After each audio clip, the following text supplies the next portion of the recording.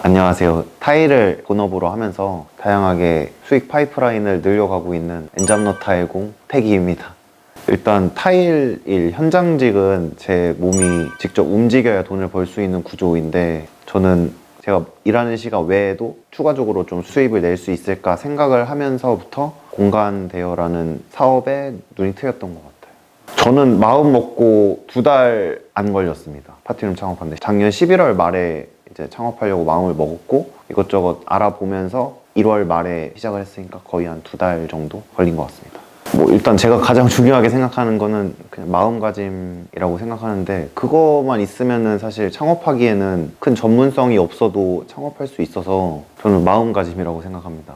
일단 1순위는 아무래도 접근성인 것 같아요. 왜냐면은 파티룸에 오시는 분 연령대가 2030 세대가 되게 많은데, 아무래도 술을 먹는 경우가 되게 많다 보니까 자차를 가지고 오시는 경우보다는 대중교통으로 오시는 경우가 되게 많거든요. 그래서 역간 거리라든지 버스 정류장이라도 좀 가까운 데가 있으면은 좀 많이 선호를 하시는 것 같고, 두 번째가 아무래도 소음이 좀 민감하지 않은 곳. 파티룸 같은 경우에는 남의 눈치를 보지 않고 놀기 위해서 대여를 하는 곳이기 때문에 주변에 소음에 민감하면 주변 민원이 들어오게 되고, 그러면은 영업 중지까지 당할 수 있기 때문에 그거는 창업하기 전에 미리 다 알아보시고 창업을 하셔야 됩니다. 주 고객이 여성층이다 보니까 아무래도 외부에 있는 화장실에 놀다가 가게 되면은 그거는 되게 불편한 점이 될 수 있고 되게 무서울 수 있으니까, 아무래도 실내 화장실도 중요한 체크 포인트인 것 같습니다.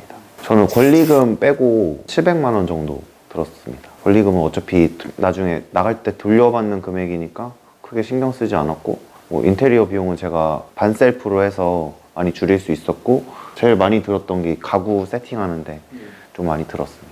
보증금은 1,500만 원이고 나머지는 그 권리금은 없었습니다. 한 달 매출은 일단은 이게 파티룸 공간 대여 자체가 계절이나 성수기, 비수기가 극명하게 나뉘는 업종이라고 저는 생각을 하는데, 평균적으로 봤을 때는 한 100만 원에서 150만 원 사이인 것 같고, 순수익은 적게 나올 때는 마이너스 날 때도 있는데 많이 날 때는 50만 원, 한 7, 80만 원 정도까지 나올 때도 있습니다. 이것도 공간마다 이제 내는 월세나 이런 게 다르기 때문에 같은 매출이더라도 가져가는 게 다르잖아요. 이 공간은 평수 대비해서는 좀 월세가 센 편이어서 저는 가지고 가는 게 그렇게 많지는 않다고 생각을 하는데, 다른 분들이 좋은 환경에서 창업을 하신다면 더 좋은 수익을 낼 수 있지 않을까. 처음에 일단 스페이스 클라우드라는 공간 대여 플랫폼에 들어가서 다 찾아보면서 이 공간은 왜 예쁜지, 이 공간은 뭐가 안 예쁜지, 이런 걸 좀 많이 비교를 해봤던 것 같아요. 그래서 좀 제 눈에 많이 띄는 인테리어를 많이 사진을 저장해서 이 인테리어가 어떤 느낌인지 많이 찾아봤고, 아시는 분께서 인테리어를 하시는 분이 있는데 그분께 약간 도면이나 이런 걸 좀 부탁해서 그렇게 스타일이 좀 나오게 됐습니다. 그래도 지인이어서 좀 저렴하게 하긴 했는데 그래도 조금 되긴 들었습니다. 그거는 진짜 사람 바이 사람이고 노력하는 거에 따라서 다를 것 같긴 한데, 저는 그 당시에도 타일을 하고 있었기 때문에 시간적인 여유가 많지도 않았고, 제가 인테리어를 막 그렇게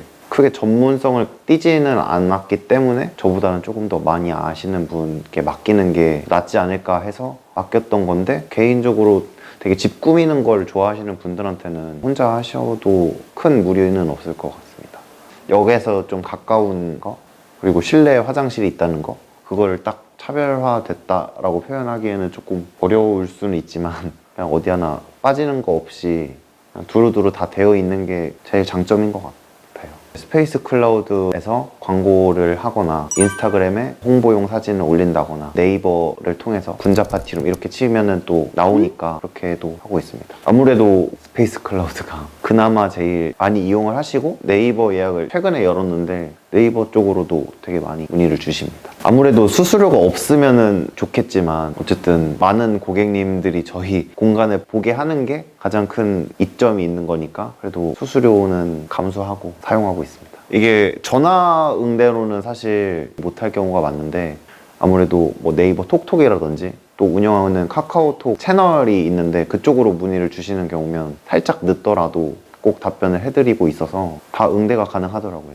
그게 공간 대여업의 좀 큰 장점인 것 같아요. 운영을 직접 하면서 많이 느껴지는 부분인데, 평수 대비해서 월세가 정말 중요하더라고요. 평수가 작은데 월세가 비싸면은 아무래도 많은 고객님들이 이용하시기가 조금 어려우시고 거기에 따라서 수익이 너무 차이가 많이 생겨버리니까 아무래도 평수 대비해서 월세가 센 데는 창업을 피하시는 게 좋겠다라는 게 저는 창업을 하고 나서 가장 크게 느끼고 있거든요. 2018년도 때부터 이제 생기기 시작하면서 이제 점점 늘어나고 있는 추세라고 알고 있는데 공간대여에서 파티룸 딱 이 키워드로 빠져들면은 블루오션에서 레드오션으로 넘어가고 있는 추세가 아닐까라는 생각이 살짝은 듭니다. 왜냐면 요즘에 공간대여 업 중에는 실내 풀장 이런 것도 있고 키즈 풀장 이런 것도 되게 많이 생기면서 다양한 공간대여업이 만들어지고 있는데 오로지 딱 파티룸 이렇게만 한정 짓는 형태는 지금은 약간 진입하기가 시기가 아니지 않나.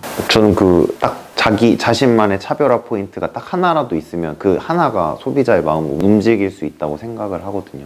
예를 들면은 어떤 파티룸에 바베큐 시설이 있다든지 뭐 노래방 시설이 있다든지 소비자는 그거 하나만 보고 갈 수도 있거든요. 아니면은 사장님의 그런 따뜻한 말 한마디 이런 것도 개개인의 차별성이 될 수 있다고는 생각을 하는데 자신만의 확실한 차별성 딱 하나만 있으면은 무조건 추천입니다. 보증금 빼고 700만 원 들었습니다. 죄송합니다. 죄송합니다. 보증금? 네. 아, 권리금? 예, 예, 아, 예. 오케이.